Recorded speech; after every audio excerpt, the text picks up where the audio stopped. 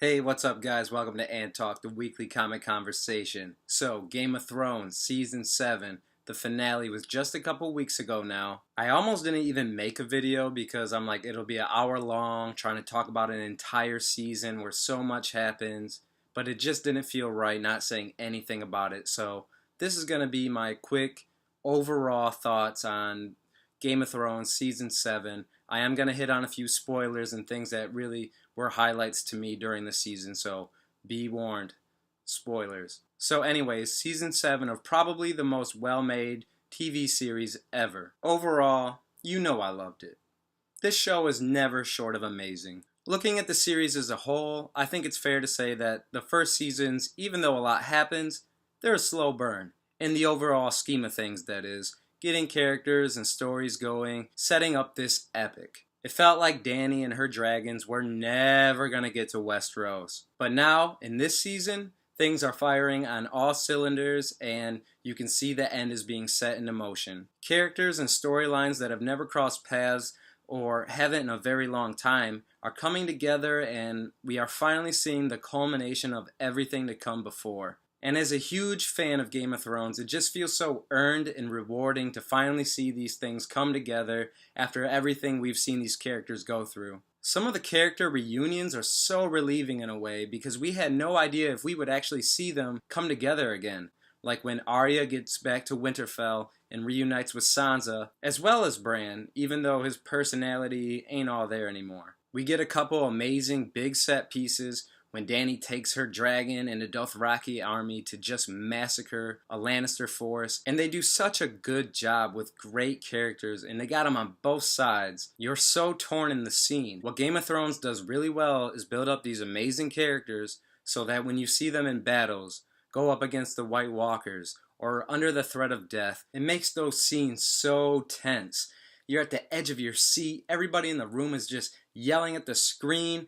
It's like so something special, really. And I can't even think of a show or even a movie that can replicate that as well as Game of Thrones. So like in the battle, you want Dany and the dragon to kick ass, but you're like, oh no, not Bronn! Jaime, no! In the episode where they go beyond the wall to go after a White Walker, which leads them to be surrounded by the entire army of the dead. It's an amazing scene. Even though this episode completely disregards travel time and has some contrived moments, even more so than most other episodes, but because you still care so much and it's executed so well, it's very forgivable as a viewer. At least in my opinion. First off, the team they put together. How badass. The Hound, Gendry is back, fully embracing that his father is Robert Baratheon. You got Jon Snow, Jorah Mormont, Beric Dondarrion, Tormund, Thoros, come on. Then Dany and her dragons show up last second to save them.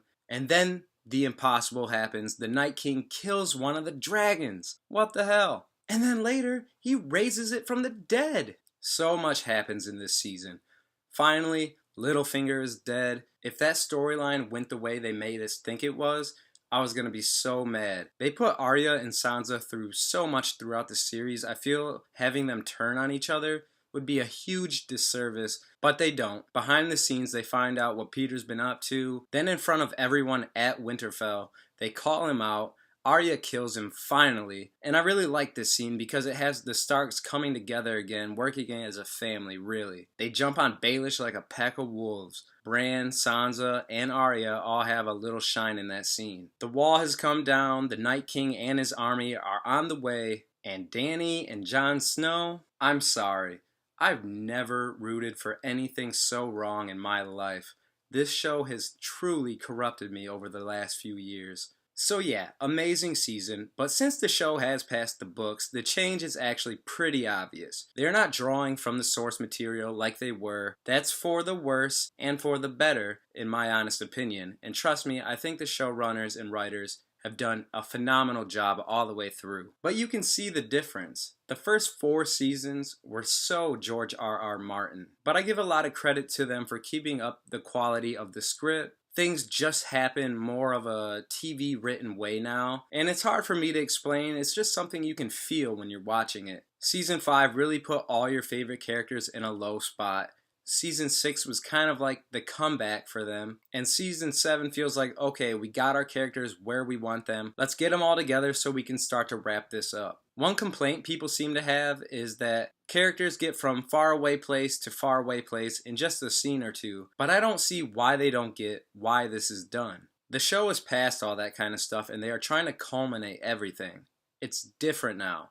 The first few seasons, you have characters spend multiple episodes or close to an entire season traveling, like Jaime and Brienne, Arya with Gendry and Hot Pie, or Arya and the Hound. The first couple episodes when Ned travels with Robert to King's Landing. We don't have time for that now. The story is in full speed now with the end in sight. Big things are happening. We don't have time for 2 or 3 episodes of Jaime and Bronn having conversations between Highgarden and King's Landing. I really don't have many complaints. I love what they're doing, and as always, the acting, the set pieces, the directing, the shots, the story, always top notch. Maybe you have a nitpick here or there, but really, who the hell cares? It's awesome. And you have to give George R.R. Martin some credit here because they're his characters, it's his world, but the show executes it so well. The way they can give you a huge, well-done battle with dragons and just blow everyone's minds, but then a scene or two later, between 2 characters sitting down, drinking wine, talking, can be just as good and engaging. It's really something, and I cannot wait for Season 8. Even though the end will probably be bittersweet, which it already is sort of because of the fact that we only have one more season. Nonetheless though, I'm a big fan of Game of Thrones Season 7, but I want to know what you thought about it in the comments below. What did I miss? Or what were your favorite parts or least favorite parts of this season? Don't forget to like this video. Don't forget to follow me on Twitter. Thanks for watching AnTalk, the weekly comic conversation. Take care. Hey guys, did you like this video? If so, don't forget to give it a thumbs up. If you want to see more of my videos, click right here on this icon to become a subscriber. And if you are a subscriber, don't forget to ring that bell so you can stay updated with all my videos. And if you want to see another video just like this one, click right here. And as always, thanks for watching AnTalk, the weekly comic conversation.